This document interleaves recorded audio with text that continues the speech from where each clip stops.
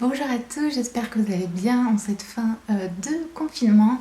Je me suis décidée à me poser un petit peu pour répondre à vos questions, puisque il y a quelques semaines, je vous avais écrit sur Instagram et je vous avais proposé de me poser des questions pour faire une foire aux questions et répondre du coup dans une vidéo qui est celle-ci.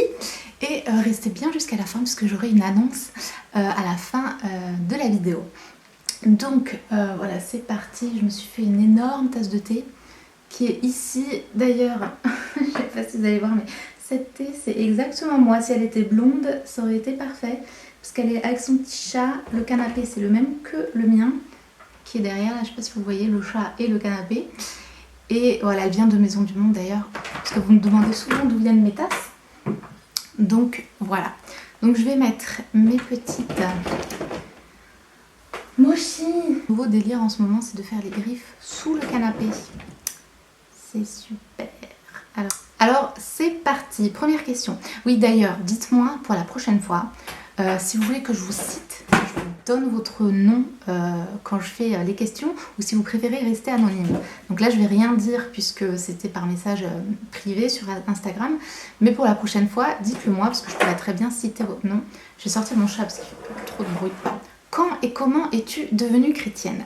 Alors pour ça, je ne vais pas m'attarder puisque j'ai une vidéo qui s'appelle Mon témoignage chrétien. Je vous la listerai, toutes les vidéos dont je vais faire référence, je les listerai dans la barre d'infos pour que vous les trouviez plus facilement. Et dans cette vidéo, j'explique toute mon histoire sur comment je suis devenue chrétienne, mon témoignage, etc.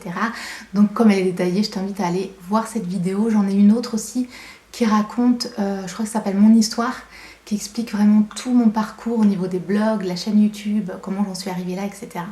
Mais si tu veux, en gros, je suis chrétienne depuis toute petite, puisque je suis née dans une famille qui était chrétienne, et mon père, il était pasteur et missionnaire, ma mère aussi, et ils étaient missionnaires pionniers, c'est-à-dire qu'ils sont ouverts des églises dans des endroits en France où il n'y avait pas d'église, donc on partait toujours de rien, avec personne, l'église dans notre salon, etc. Donc voilà, j'ai grandi comme ça et je me suis convertie à l'âge de 5 ans. Oui, c'est possible. En entendant une chanson qui parlait de la crucifixion de Jésus, ça m'a beaucoup touchée et ça m'a énormément marquée puisque j'ai pleuré et j'étais focalisée sur ça pendant 3 jours complets à faire des dessins de Jésus sur la croix, etc. etc. Donc voilà, après, je vous rassure, hein, j'étais contente, j'ai compris la résurrection, tout ça. Mais voilà en gros pour comment je suis devenue chrétienne. Ensuite, bonjour, quel a été ton parcours scolaire pro? Pareil, je vais essayer de rester assez brève parce que j'ai eu un parcours assez atypique dans le sens où j'ai beaucoup changé de filière, de langue vivante, etc. Parce que j'ai beaucoup changé d'école en fait. Déjà, on a beaucoup déménagé et en plus, j'ai aussi pas mal changé d'école de moi-même.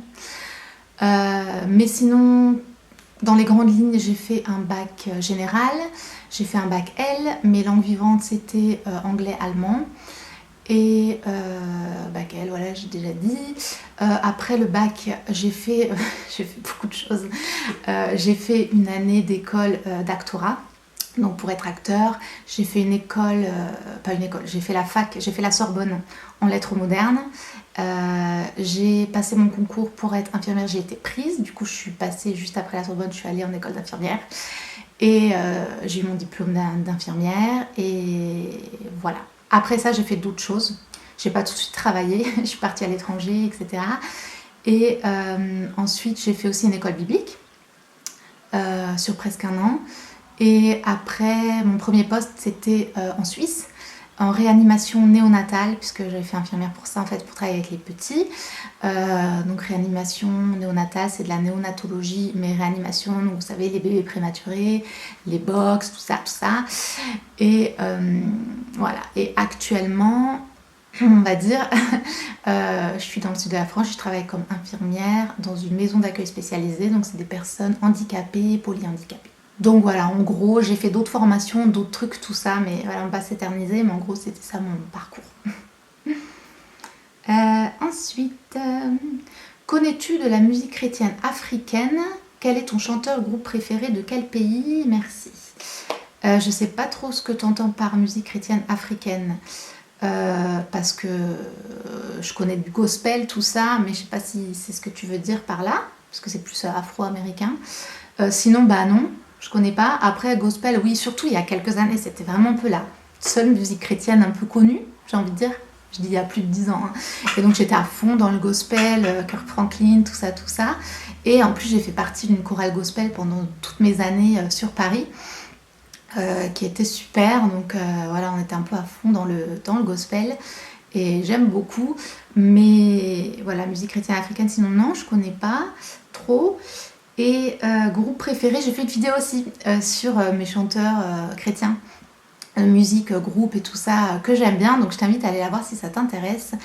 Après j'aime bien voilà Hillsong, Toby Mac, là j'ai découvert d'autres groupes dont je parle dans la vidéo, donc je t'invite à aller la voir, ce sera plus simple. Et en musique non chrétienne, ce que j'aime bien écouter sinon c'est des playlists chill un peu, je sais pas si vous entendez, je peux pas le mettre trop longtemps sinon je vais être...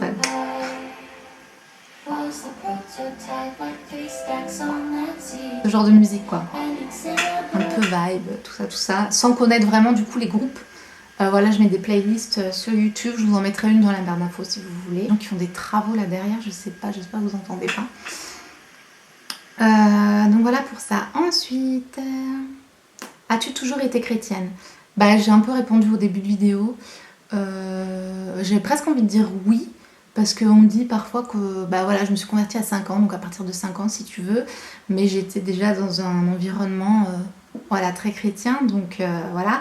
Mais après c'était un choix personnel aussi, hein, bien sûr, j'ai remis les choses en question, je me suis posée, j'ai fait mon propre cheminement, mais j'étais dans un très très bon foyer qui n'était pas du tout religieux, qui était vraiment dans voilà, l'amour de Dieu, la grâce, et j'ai vraiment grandi comme ça avec la grâce et la foi prédominante.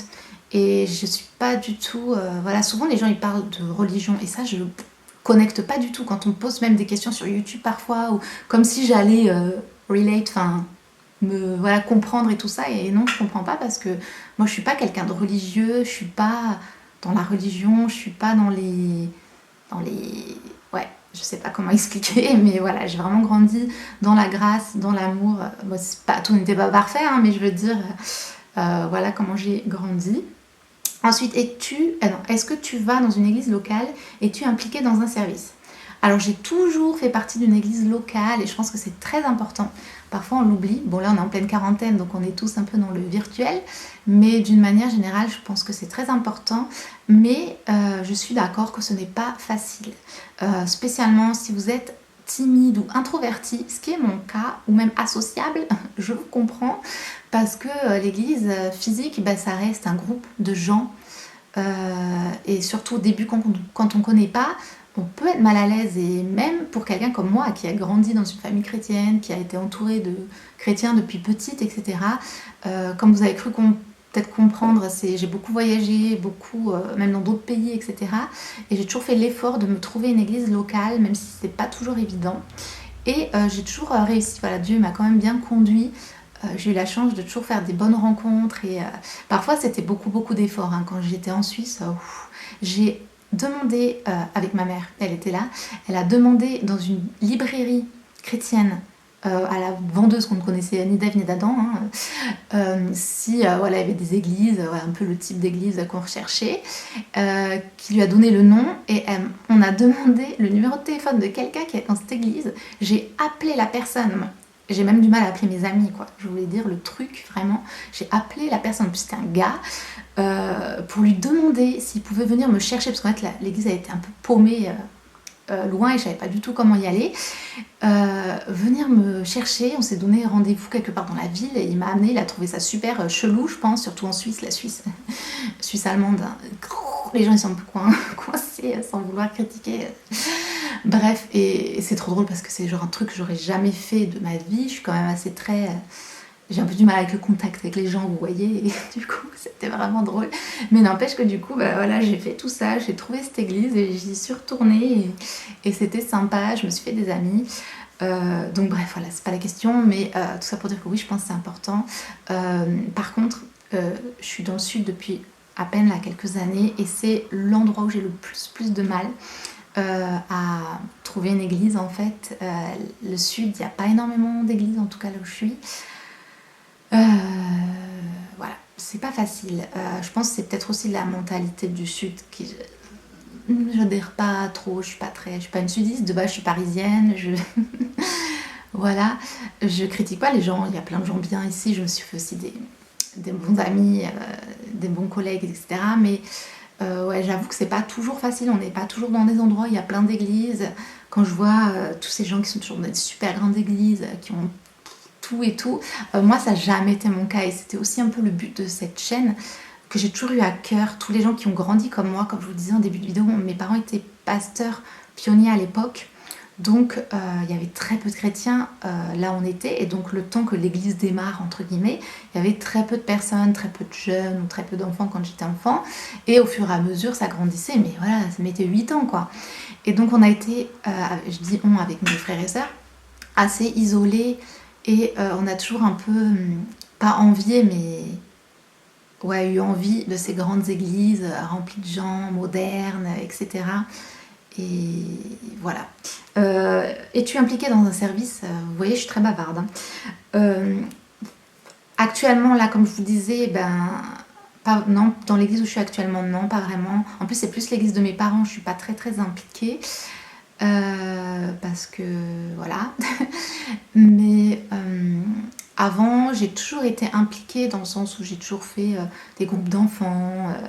Mais j'étais plus la personne, vous savez, un peu en sous-marin. J'ai toujours aidé, préparer les trucs dans les agapes, faire le ménage, tous ces petits trucs-là. Mais j'ai jamais été responsable ou à la tête d'un truc et tout. Pas du tout. Je suis pas du tout la fille qui est mise en avant, tout ça. Voilà, j'ai toujours fait des petits trucs. J'ai toujours voulu aider.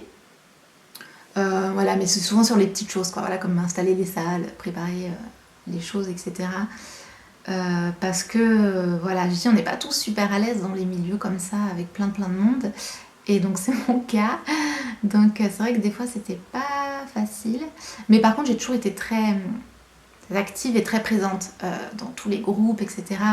Les groupes de jeunes, les groupes de femmes. Voilà, dès qu'il y a des trucs comme ça, souvent, j'en fais partie. Je vais m'arrêter là parce que je parle trop. Aurais-tu des romans chrétiens à conseiller? Francophone, c'est compliqué. Hein. J'ai plein de livres chrétiens intéressants, mais romans. Alors je lisais beaucoup de romans chrétiens quand j'étais enfant, mais ils sont vraiment datés.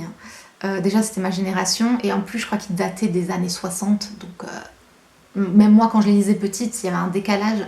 Par exemple, ça va vraiment parler que peut-être à certains d'entre vous, les Peggy, les livres Peggy qui se passaient je pense dans les années 60, donc même moi quand je les lisais ça faisait un peu décalé.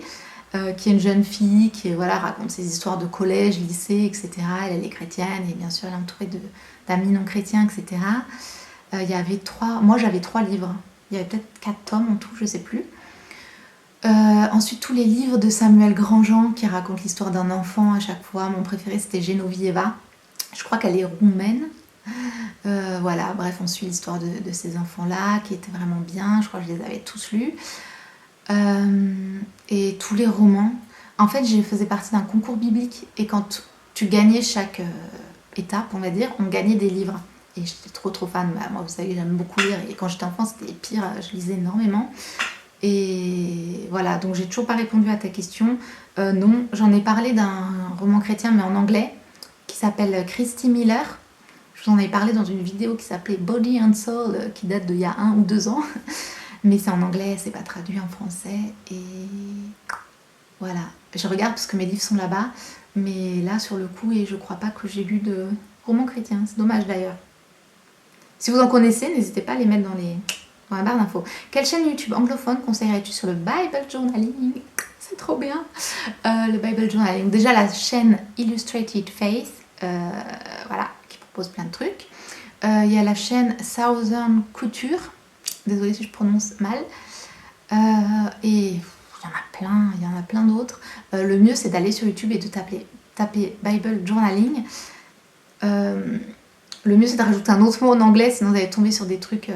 bon, il n'y a pas tellement en français, donc en fait tapez Bible Journaling et vous allez voir, vous allez tomber sur plein de vidéos. Et ensuite cliquez sur la chaîne pour voir la chaîne comment elle est et si ça vous intéresse. Ah oui, peut-on trouver des box pour le Bible journaling sans payer d'énormes frais de port? Non, désolé, pour l'instant, il n'y en a pas en France, en français. Moi, je vous ai parlé des kits By the Well for God, qui est une boutique sur Etsy, qui a en effet des super frais de port. Déjà, le kit, il est, je sais plus, 15 €. Vous avez des frais de port, ça vous fait un total de, je sais plus, on n'est pas loin des 25 €. Parce que les frais de port, elle met par exemple 15 € de frais de port, mais à chaque fois, j'ai eu un retour de 6 €. Parce qu'elle met, je pense qu'en international, vous avez 15 €, mais ça fait moins. Donc après, elle vous rembourse de 6 €.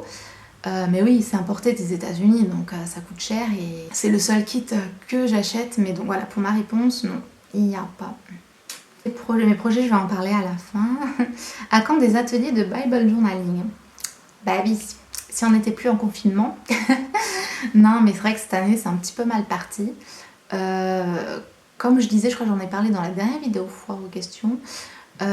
J'aimerais bien m'attarder sur le sujet. Dites-moi dans les commentaires si ça vous intéresserait, si je faisais ça, et si oui, dans quelle région. Parce que moi, comme vous savez, je suis dans le sud de la France actuellement. Mais voilà, dites-le moi, ça m'intéresse. Comment as-tu choisi ton église? Comment sais-tu que tu es évangélique plutôt, et pas catholique, réformée, etc. Alors, je vais commencer par la deuxième partie. Comment sais-tu que tu es évangélique et pas catholique, réformée, tout ça? Il faut, comment dire? Il faut savoir en fait, c'est en quoi, j'arrive pas à parler, en quoi croient entre guillemets les catholiques, en quoi croient les protestants. Comme je disais, j'aime pas trop ces étiquettes, j'aime pas trop le côté religion. Si je pouvais ne pas mettre d'étiquette, j'en mettrais pas, mais c'est intéressant aussi de comprendre d'où la personne vient. Si je vous dis que je suis protestante évangélique, la plupart des gens ils comprennent et ils savent de quoi je parle, sauf les gens qui s'y connaissent pas. Et beaucoup de gens pensent connaître, mais ils connaissent pas du tout. Pourquoi je suis pas catholique? Je vais tout simplement te dire ça comme ça. Je sais qu'il y a beaucoup de catholiques qui me suivent, donc ne soyez pas du tout offensés ou quoi que ce soit par ce que je vais dire. C'est ma croyance, ça veut pas dire que vous pouvez pas regarder une vidéo et que vous pouvez pas... Voilà, j'ai plein d'amis qui sont catholiques et je pense que comme partout, que ce soit catholique, orthodoxe, protestant, dans tous, il y a des personnes qui sont réellement converties, il y a des personnes qui sont vraiment... qui vivent vraiment pour Dieu et d'autres qui ne le sont pas. Et je pense que ça c'est partout. Donc voilà, aucun jugement nulle part. Chez les catholiques, il y a plusieurs choses auxquelles je ne crois pas. Ce côté très... comment dire? Déjà au niveau du pape, le pape qui se met un petit peu au-dessus des hommes, etc. Ça pour moi c'est pas biblique. De prier Marie, c'est marqué dans la Bible qu'il ne faut pas prier des hommes. Jésus c'était le fils de Dieu, mais Marie c'était, même s'il a été béni par Dieu, c'était une femme, un être humain, donc il ne faut pas prier voilà, les êtres humains quoi, ou les gens qui sont morts, etc. Quoi d'autre, voilà, d'autres petits changements comme ça, mais voilà principalement les trucs voilà, auxquels j'adhère pas, donc voilà pourquoi tout simplement je suis pas catholique. Réformée, tout ça. Après, chez les protestants, il y a beaucoup trop de branches. On est complètement perdu. Moi, ça m'a jamais intéressée. Je me suis jamais intéressée. Un thé ADD, un thé réformé, tout machin. Je veux dire, je sais ce que ça veut dire à peu près, mais ça m'a toujours blasée en fait. Pourquoi je suis pas dans les mouvements un peu extrêmes. Pareil, je dis pas du tout ça de façon péjorative. Chez les réformés, je dirais que c'est plus, même si je sais qu'il y a des modes de pensée qui sont un petit peu différents, mais je dirais que c'est plus des côtés personnalité. Plus vous allez sur les réformés, plus ça va être calme, structuré, très, voilà, presque comme les catholiques. Plus vous avez le côté charismatique, c'est quoi l'autre mot, pentecôtiste, etc. Plus vous êtes dans les personnalités très extraverties, etc. Du coup, pour moi, c'est presque une différence de personnalité, même si je sais qu'il y a aussi plein de croyances un petit peu différentes. Comme par exemple le parler en langue. Pour moi, je suis d'accord pour le parler en langue, tout ça, mais je suis pas d'accord pour les gens qui disent que si tu parles pas en langue, t'es pas sauvé. Je veux dire, voilà, faut pas être faut arrêter le délire, quoi, faut pas être dans les extrêmes.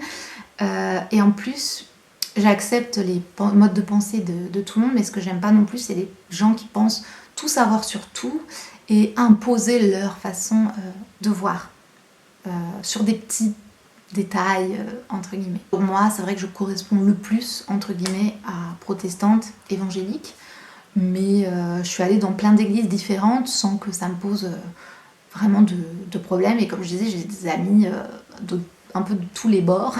J'ai des amis ADD, j'ai des amis qui sont dans des églises plus charismatiques, etc.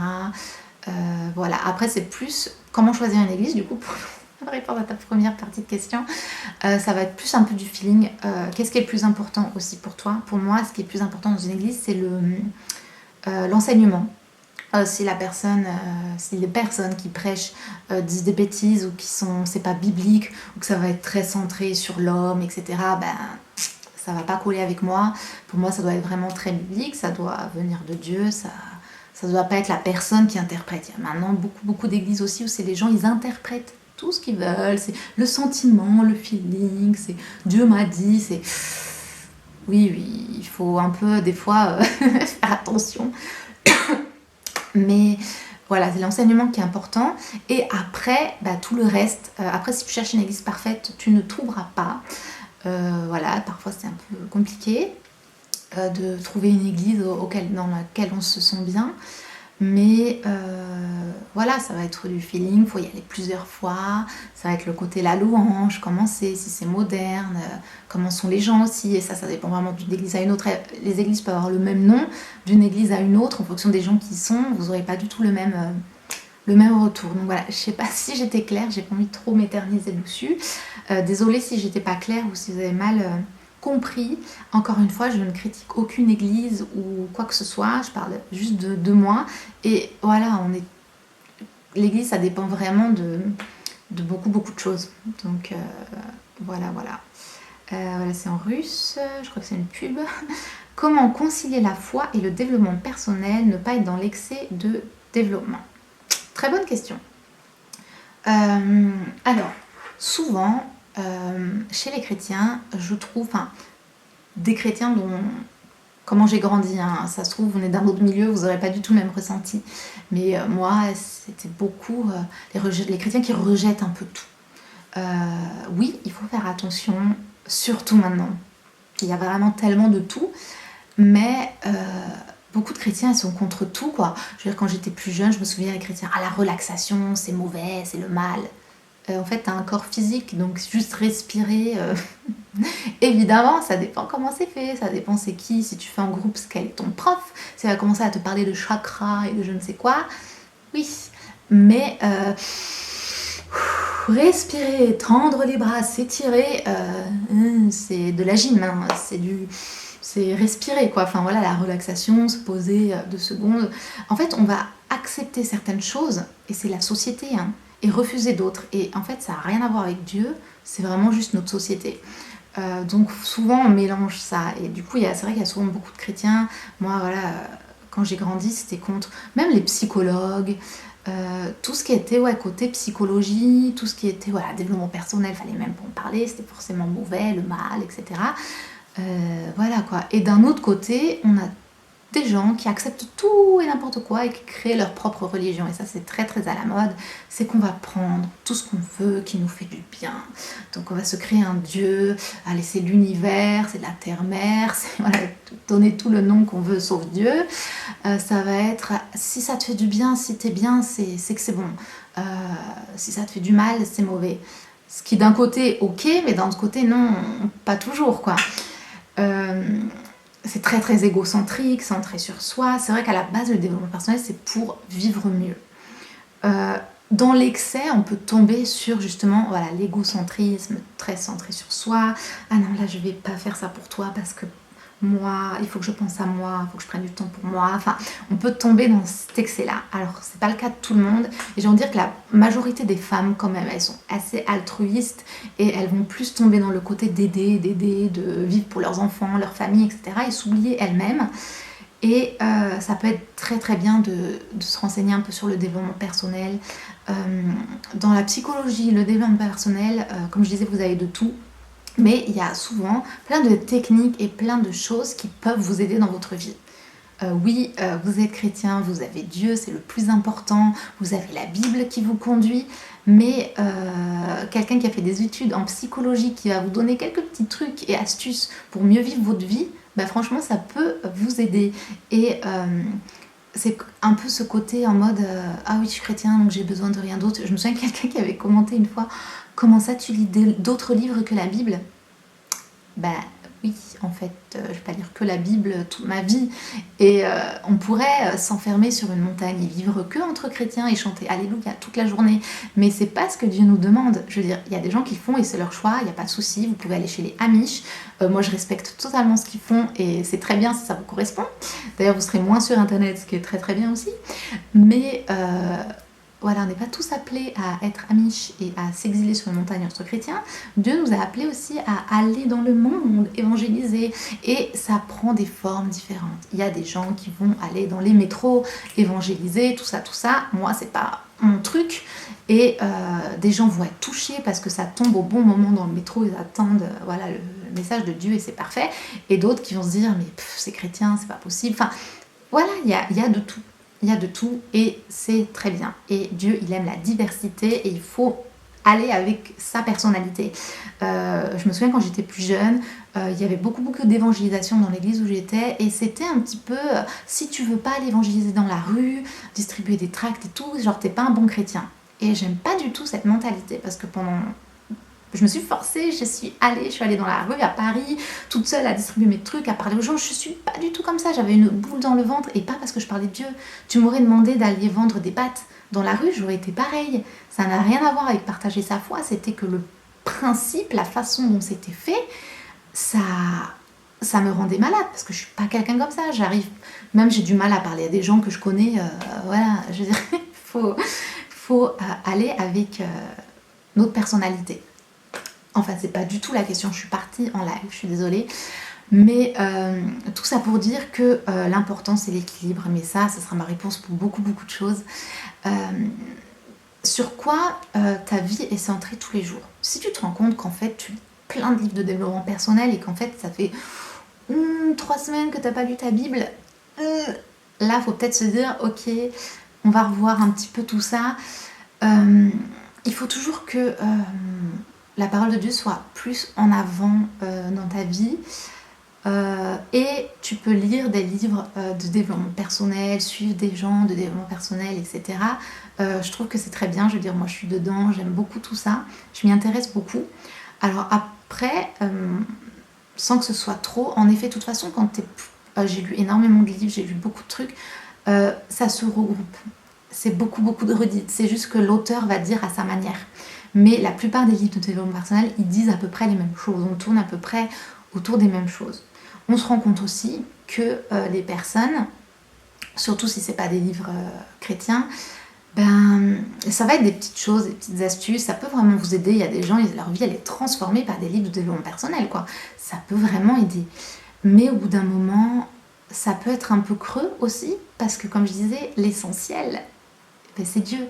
Et si tu passes à côté de Dieu dans ta vie, tu passes à côté de tout. Et donc t'as beau être à fond dans le développement personnel, t'as beau être la mode hippie, peace and love, et être une vie très très bien, très healthy, tu manges super bien, tu fais ton petit sport tous les jours, tu es très ouvert aux autres, tu donnes très généreux, voilà, t'es au plus carré. Si t'as pas Dieu, t'auras toujours ce vide dans ton cœur et tu passeras toujours à côté de l'essentiel. Parce que Dieu, c'est la base, quoi.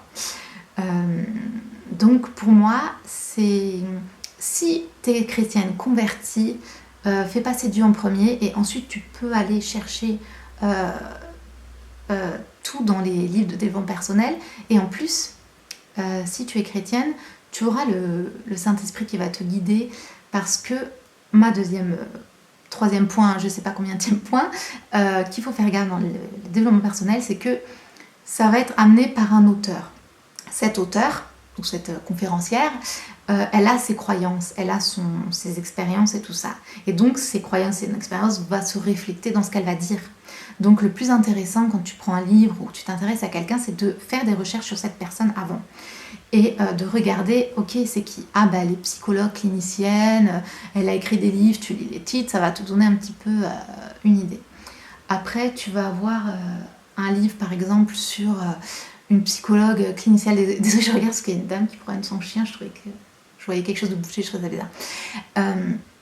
qui va écrire un livre sur le divin féminin ou un truc comme ça à la mode là, va dire ah ok, elle est peut-être un petit peu en mode dans les trucs chelous. Enfin voilà, tout ça, ça va vous aider quoi. Si vous voyez, bah, c'est écrit par un chaman, ok, vous allez prendre avec des pincettes. Ça veut pas dire que vous ne pouvez pas lire le livre. Moi j'ai lu des livres sur, je sais pas, les 4 accords Toltec par exemple, si vous connaissez, c'est écrit par un chaman quoi. Vous allez dire ok, il faut juste prendre plus de recul par rapport à ce que dit la personne quoi. Si vous êtes nouveau dans la foi, si vous n'êtes pas vraiment converti, tout ça, bah, tout ce que vous allez lire, vous allez vous imprégner, vous pouvez complètement vous perdre un peu dans tout ça, parce que tout ça c'est des croyances différentes. Donc encore une fois, ça peut être à double tranchant. Toutes ces choses-là, c'est un peu comme un couteau. Le couteau qui peut être utilisé pour cuisiner, préparer des bons petits plats, sauver une tortue d'un filet ou pour tuer quelqu'un. Voilà, c'est un exemple que je cite pour plein de choses en fait, parce que tout peut être utilisé à double tranchant, les réseaux sociaux, internet, le milieu chrétien aussi, hein, les gens qui vont être dans cette idée religion, pharisien. Je vais pas rentrer là-dedans, mais j'ai toujours été très très libre et ouais, très dans la grâce, comme je vous le disais en début de vidéo. Et depuis que j'étais sur YouTube, j'ai jamais été autant confrontée à ces chrétiens religieux. Et je comprends beaucoup mieux maintenant, en fait, les gens qui sont pas chrétiens et qui disent ah oui, non mais bon, vous les chrétiens, la religion, nanana. Ouais, bah oui, si tu vois des exemples comme ça, ma pauvre, ouais, c'est sûr. Parce qu'en fait, ils sont passés à côté de la plaque, quoi. Ils sont complètement à côté de la plaque, ils n'ont pas compris l'essentiel. Et ils sont en mode jugement intensif de tout le monde. Et c'est pas du tout ce que Dieu nous demande. Donc, excuse-moi, je suis partie en cacahuète comme d'habitude. J'espère que ça vous a aidé quand même. Et du coup, j'ai perdu mes questions. Donc, c'était où? Peut-être que j'accélère. J'espère que vous aimez les longues vidéos. Souvent, on me dit que mes vidéos sont pas assez longues. Donc là, vous allez être servis.